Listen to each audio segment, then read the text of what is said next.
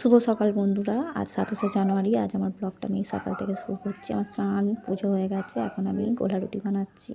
আর এই যে যা রান্না করব নিয়েছি, কড়াই শাক দিয়ে পেঁয়াজ কলি দিয়ে ভাজা, ডিম ভুজিয়া করে তরকারি, আর সিম ভাজা হয়ে গেছে। এই খানিকটা বাকি আছে। এই গোলা রুটি আমার ছেলে খাচ্ছে, তার সাথে আমিও একটু খেলাম। এই যে কড়াই শাক ভাজা হচ্ছে। খানিকটা কড়াই শাক শুধু তুলে রাখবো, তারপর পেঁয়াজ কালি দিয়ে ভেজে নেবো। এই যে আমার রান্না কমপ্লিট হয়ে গেছে। আমি একটু বসে বসে ঢং করছি। এই তরকারিটা ফুটছিল, একটু বসে আছি। বাদবাকি সব পরিষ্কার করে নিয়েছি, শুধু কড়াটাই বাকি আছে মাজতে। এই যে পুরো কমপ্লিট। দেখাই চলো কী কী রান্না করলাম।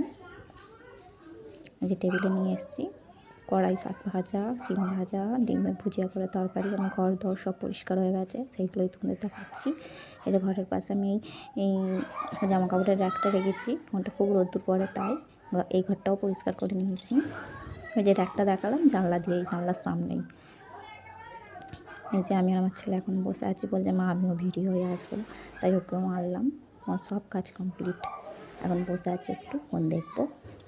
ওকে, আজকের ব্লগটা এতটুকুই।